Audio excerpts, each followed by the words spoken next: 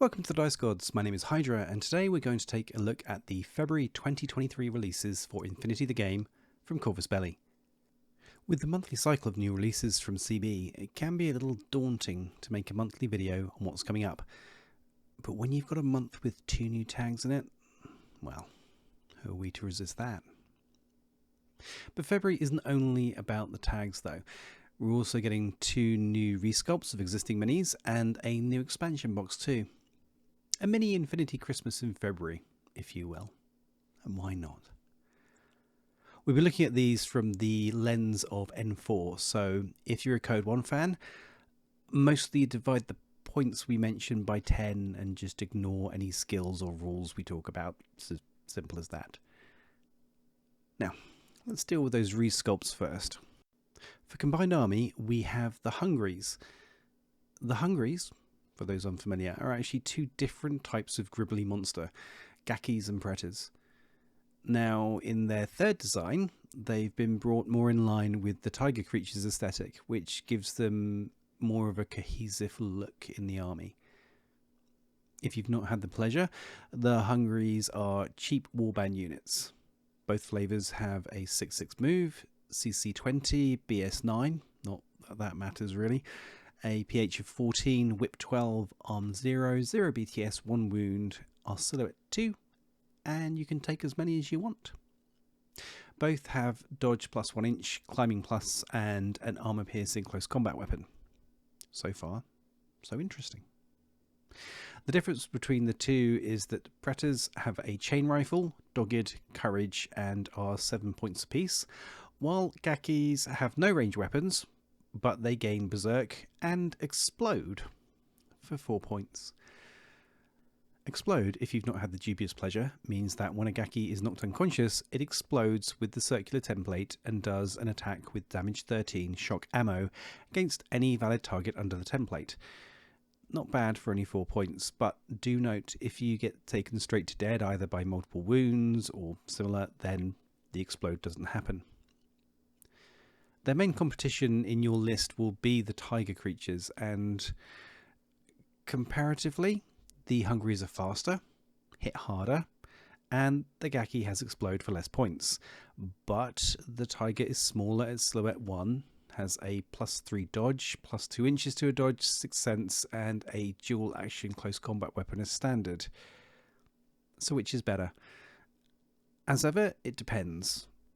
But I think for the amount of points they are, the rule of cool probably wins out. Next on the list, the Tomcats for Nomads and Corregidor. This box is pretty potent and a great addition for all those Crimson Stone Nomads out there. In the box, there's a Tomcat Doctor, 2 Tomcat Servants, and a Carlota Kowalski. Let's start with the Doc. This is a 4/4 moving, CC 14, BS 12, Phys 11, Whip 13, Arm 1, 0 BTS, 1 wound, Silhouette 2 Specialist, and they've got availability 4.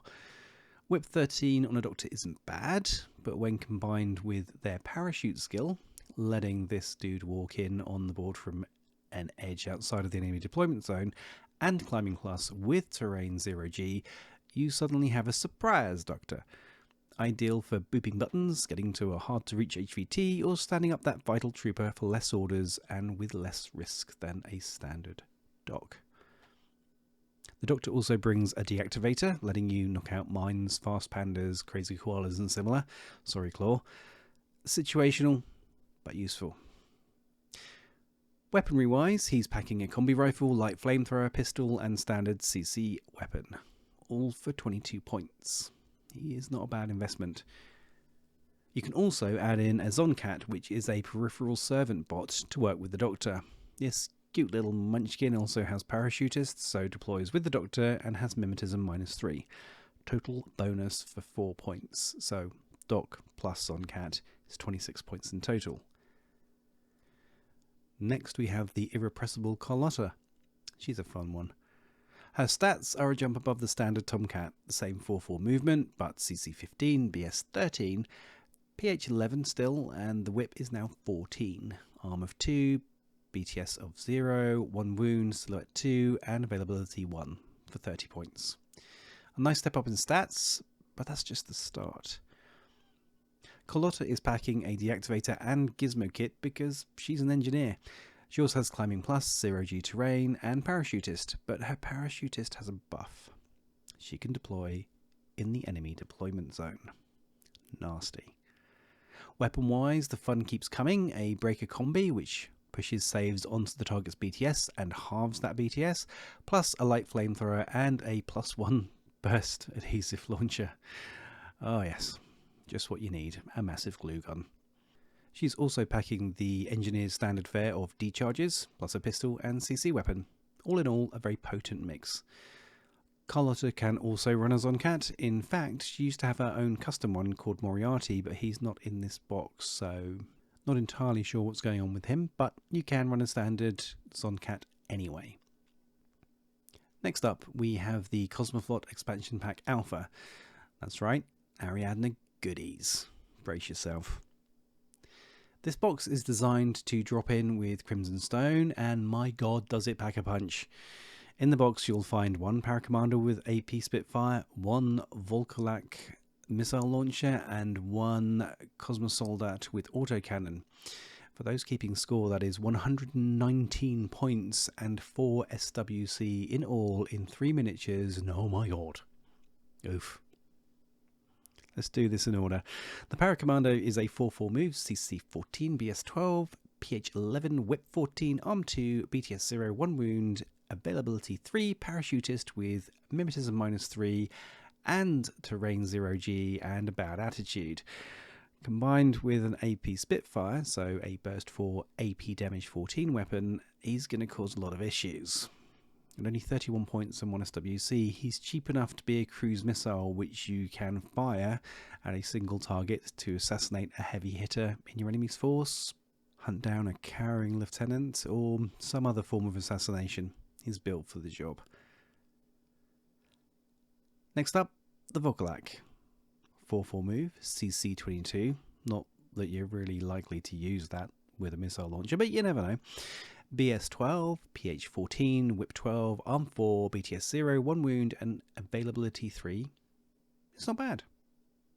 Courage, Dodge plus 1 inch, Super Jump, and Natural Born Warrior are cool. No wound incapacitation matched with total immunity makes this a 2 wound trooper, so a standard heavy infantry in many ways. The missile launcher comes with a +1 burst chain colt, grenades, heavy pistol, and APCC weapon for 40 points and 1.5 SWC. That's not awful, really. In vanilla Ariadne, there are certainly many worse ways to spend your points. But in Kosmoflot, you have fire teams. And the Volkolak is a wild card with the Rocket keyword, so you can add this chap into a Rocket fire team and get all the bonuses, giving him a Burst 2 missile launcher which hits on 18 or less in a full 5-man fire team.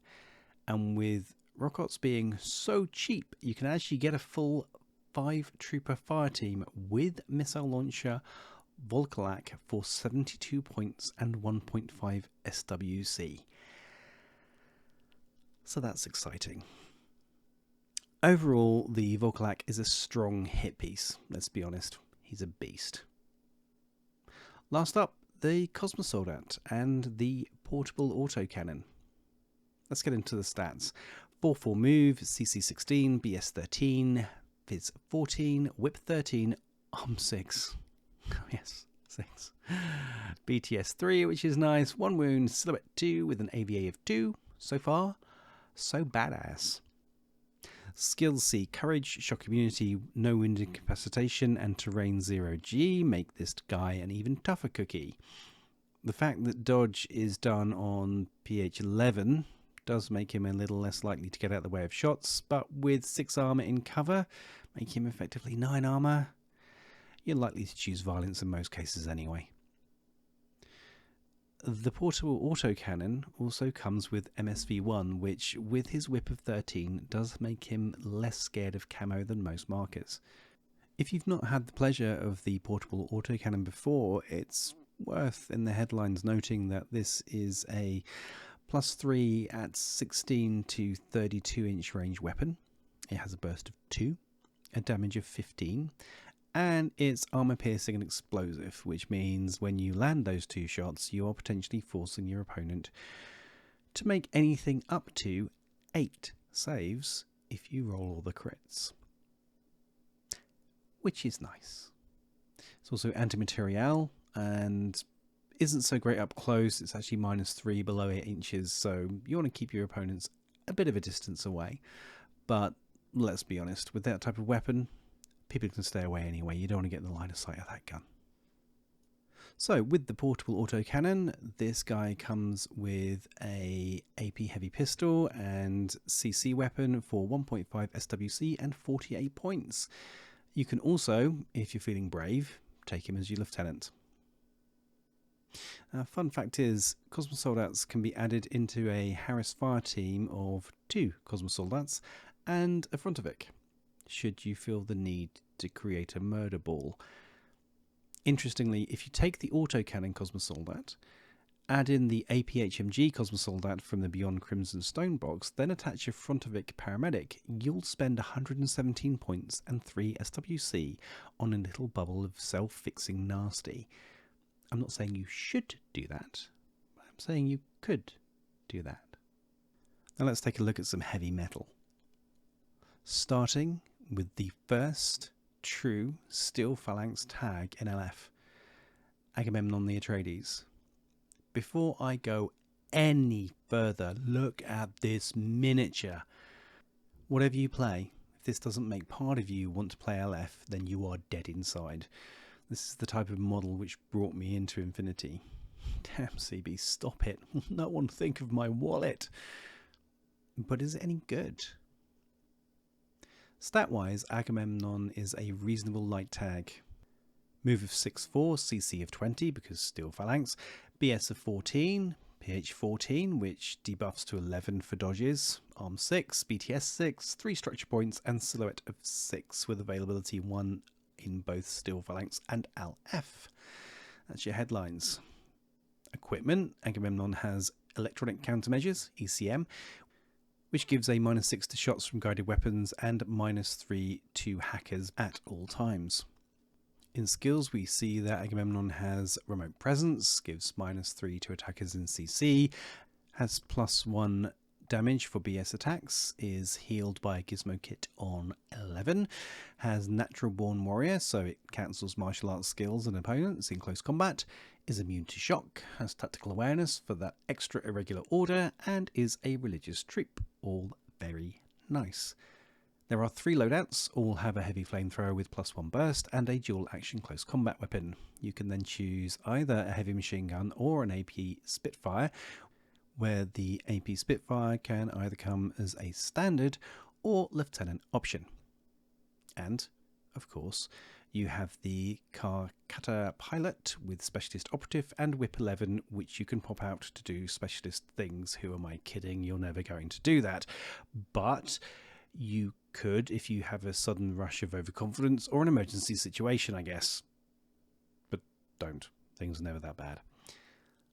All 3 loadouts come in at 62 points with 1.5 SWC, which is a steal, to be honest with you. Agamemnon can fire team up with a hoplite in Steel Phalanx to make a duo, so no buffs, but a bit of order efficiency. Okay, deep breath. Let's talk about the blonde, flowing-haired elephant in the room, Achilles. Here's the thing, if you stack Agamemnon against Achilles V2, it looks like this. In the bad news, Agamemnon has worse CC, worse BS, worse whip, and is bigger. It also lacks Mimetism -3, Thwart Deployment, Stealth, Martial Arts, Frenzy, the buff to dodge, and Achilles dodges on a 15. Achilles also has an explosive close combat weapon, not just dual action.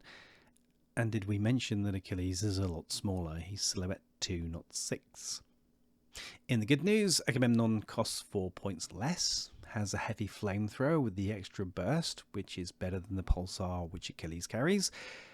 Agamemnon has Natural Born Warrior, which is nice. The hacker and guided debuffs are nice. And it can fire team up, which Achilles can't.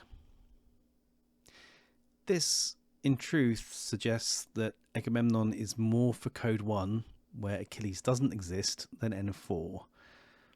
And what does that say for Achilles long term? Who knows? But for now, I think Agamemnon will lose out to the blonde monster in competitive N4, but will certainly win the Battle of Cool.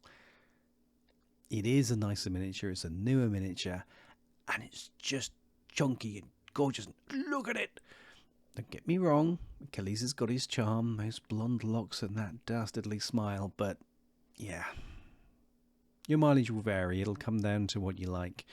For me, were I to be having a steel Phalanx army, I would certainly take an Agamemnon and field on the regular just to get that miniature on the table. It's stunning. Last but not least, we have the Shakush Light Armoured Unit, a light tag for Haqqislam, Assassin, and the Rama Task Force. As the name implies, this is a light tag with 6-2 moves, CC 17, BS 14, Fizz 14, Whip 14, Arm 6, BTS 6, 3 Structure, and Silhouette 6. Availability is 1 in Vanilla and 2 in Assassin and Rama. Special skills sees a tasty +1 damage to BS attacks, Courage, Dodge debuff to Fizz 11, immunity to shock, tactical awareness for the irregular goodness, plus healing with a gizmo kit is done on an 11. There are 2 loadouts, both have a heavy flamethrower and AP close combat weapon. You can then pick from either a HMG or AP Spitfire. Not bad at all. It's a manned tag, so the pilot can hop out to push buttons as a specialty operative with Whip 14, which is kind of viable. You can fire team up to Shakush into a duo for Assassin and Rama. It can also add to someone else in Vanilla to make a duo there too. Both loadouts will set you back 58 points and 1.5 SWC. That's a pretty tasty bit of heavy armour for Hack, and we'll certainly be getting our paws on 1 or 2. Watch this space. We hope you enjoyed our look ahead to the February 2023 releases for Infinity. If you like what we're doing, please like, subscribe and hit the bell to keep up with our next adventures, or, if you're really kind, check out our Patreon, where we have exclusive goodies coming soon. Thanks for watching, and we'll see you again soon.